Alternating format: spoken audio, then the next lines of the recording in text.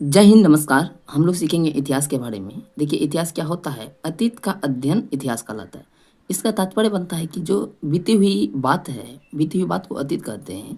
जो आज पिछले वर्षों में, कई वर्षों में बीती हुई बात जो अतीत में हुई है, उसी का अध्ययन हम लोग करेंगे इतिहास में। इतिहास का जो पिता कहा जाता है, हेरोडोटस साहब को कहा जाता है।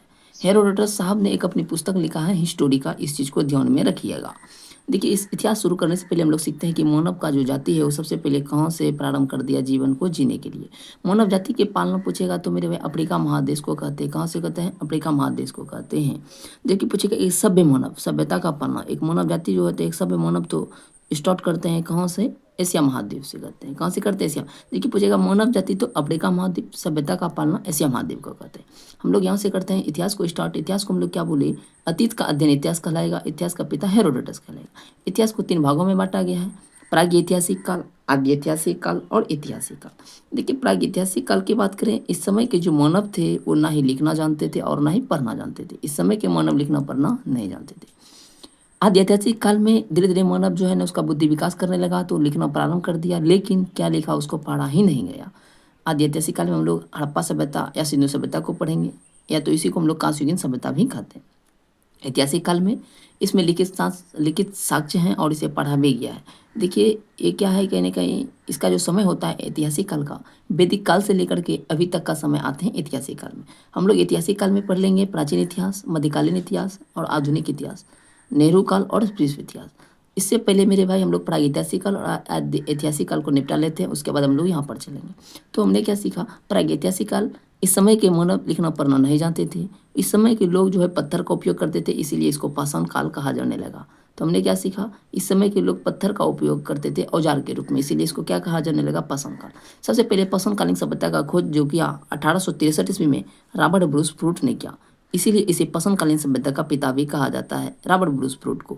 बात करें भारतीय पुरातत्व का पिता पूछेगा तो अलेक्जेंडर कनिंघम को कहा जाता है। कनिंघम याद रखेगा, भारतीय पुरातत्व का पिता कनिंघम साहब हैं। जबकि बात करें पाषाणकालीन सभ्यता का पिता 1863 ईस्वी में रॉबर्ट ब्रूस फ्रूट को कहा जाने लगा।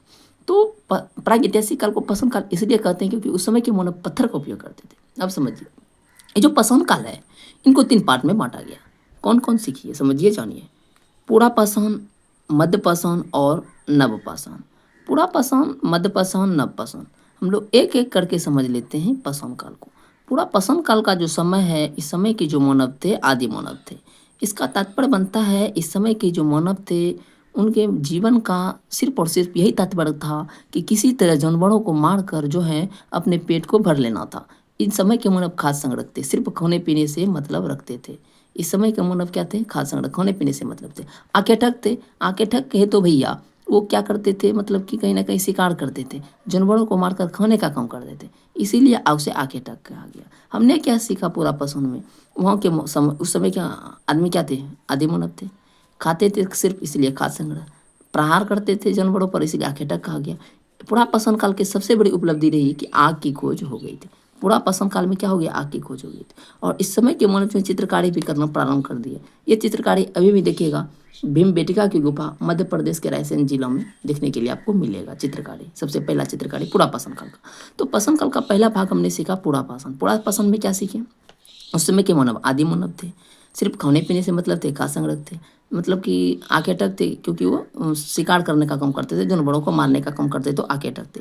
आग की खोज होगी थी। पूछेगा सबसे पहले बताइए आग की खोज किस काल में हुआ था? पाषाण काल। पाषाण काल का कौन सा? पूरा पाषाण काल में क्या हुआ? आग का खोज हो गया। चित्रकारी करना प्रारंभ किस समय मानव ने किया था? पाषाण काल। कौन सा पाषाण? पूरा पाषाण। अब हम लोग एक एक के बढ़ के बनते हैं मध्य पाषाण काल। देखिए, मध्य पाषाण काल की बात करें, इसमें माइक्रोलिथ। माइक्रोलिथ क्या होता है सीखिए, समझिए, जानिए।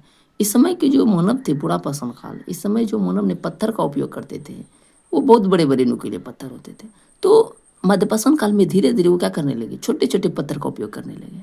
और छोटे छोटे पत्थर जो उसको सहायता होता था ज़्यादा, किसी तरह शिकार करने में उसको जो है फायदा होता था और हौला भी होता था, और कई तरह से वो शिकार अच्छी तरह से कर पाते थे। तो छोटे हथियार को जो उन्होंने पत्थर को छोटे छोटे कार का बनाकर नुकीले टाइप का बना लिया, उसी को जो है ना कि माइक्रोलिथ कहा गया। उसी को क्या कहा गया? माइक्रोलिथ। और उस समय की बड़ी उपलब्धि रही अंत्येष्टि कार्य करना। अंत्येष्टि कार्य मतलब जो अंतिम संस्कार होते हैं, दाह संस्कार होते हैं, उसको करना ये प्रारंभ कर दिया था मध्य पाषाण काल के लोग। और इस समय जो देखिएगा बुर्ज होम जो है कश्मीर में है। इस समय मानव के साथ साथ कुत्ते को दफनाने का साक्ष्य मिला था। कि मतलब समझिए, मानव मर गया ना, उसके साथ उसके जो जानवर रहते थे, कुत्ता, तो उस समय भी क्या कर लेगा, उसको दफन होने का साक्ष्य मिला था, ऐसे उत्खनन में, ऐसे लिखित कोई साक्ष्य नहीं है। मध्यपाषाण काल में मैक्रोलिथ हो गया, अंत्येष्टि कार्य करना प्रारंभ हो गया। देखिए नवपाषाण काल की बात करें, इस समय के लोग खेती करना प्रारंभ कर दिए। देखिए जब खेती कीजिएगा तो वहाँ पर आवास बनाइएगा। ऐसा नहीं है कि आप खेती यहाँ कर रहे हैं और आप रह रहे हैं पाकिस्तान में, आप रह रहे हैं ऑस्ट्रेलिया में, आप रह रहे हैं किसी अन्य जिला, अन्य शहर में, तो ऐसा नहीं होता है। तो जब आप खेती करते हैं तो वहाँ पर अस्थायी आवास बनाते हैं। देखिए जब खेती करते हैं, आवास बना देते हैं, उसके बाद आपको जो है ना, जो अनाज उपजाऊ होते हैं, उसको ले जाने के लिए आपको ना पहिया का खोज हो गया। क्या हो गया? पहिया का खोज। अब पहिया का खोज लेके चले जाइएगा, लेकिन रखिएगा कहाँ? मन का बोले तो कोठी, तो रखने के लिए मनका का भी खोज किया गया। और इस समय की सबसे बड़ी उपलब्धि रही नवपाषाण काल में, कुत्ते का खोज हो गया। नवपाषाण काल में पहला पशु पूछेगा कि पहला पशु जो होता क्या होता? कुत्ता। क्वेश्चन पूछे जाते हैं कि बताइए पहला पशु कौन था? तो कुत्ता था। आ का खोज पुरापाषाण काल में। तो यहाँ पर इस चीज़ को समझ चुके होंगे। देखिए खेती में बात करें, क्वेश्चन पूछे जाते हैं खेती से। खेती का साक्ष्य देखिएगा, 7000 ईसा पूर्व में सबसे पहले खेती का साक्ष्य जौ और गेहूं का मिला था मेहरगढ़ के पाकिस्तान में। पूछेगा सुलेमान और कृतक पहाड़ियों के बीच सबसे पहले खेती का साक्ष्य मिला, जो कि जौ और गेहूं का था। सबसे पहले जौ का, उसके बाद गेहूं का साक्ष्य मिला था। कब? 7000 ईसा पूर्व में मेहरगढ़ पाकिस्तान में। उसके बाद 6000 ईसा पूर्व में चावल का साक्ष्य मिला कोल्डिवा के यूपी में। कहाँ पर? कोल्डिवा के यूपी में। खेत से 2 क्वेश्चन याद रखिएगा। सबसे पहला खेती पूछेगा तो जौ और गेहूं बोलिएगा। कब? 7000 ईसा पूर्व में मेहरगढ़ पाकिस्तान में। और चावल पूछेगा तो चावल बोलिएगा कोल्डिवा यूपी के कोल्डिवा में 6000 ईसा पूर्व में खेती का साक्ष्य मिला था। और आगे बढ़ते हैं, देखिए पूछेगा, नोट करके देखिए, चिरौन जो है, चिरौन जो कि बिहार के सारण जिलों में स्थित है। और यहाँ से क्या मिले? हड्डी का उपकरण मिलेगा। बहुत सारे हड्डी का क्या मिले? उपकरण मिले। दमदमा एक जगह है जहाँ से 3 मानव के कंकाल मिले। मानव का क्या कंकाल मिला है? 3 मानव कंकाल। देखिए यहाँ से क्वेश्चन बनते हैं और कई सारे एग्जाम में पूछे जाते हैं, इसीलिए इस चीज़ को ध्यान में रखना होता है। अब बात करें ताम्रपाषाण काल। देखिए नवपाषाण काल के बाद कौन आता है? ताम्रपाषाण काल आते हैं।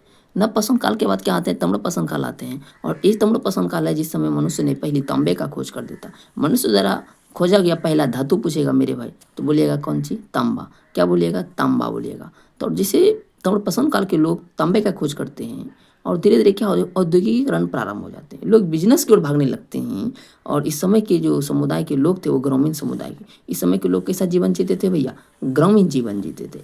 पूछेगा ताम्रपाषाण काल के लोग ने क्या किया था? तांबा का खोज किया था और औद्योगिकरण प्रारंभ हुआ। यही औद्योगिकरण का जो है सिंधु सभ्यता देखने के मिलता है।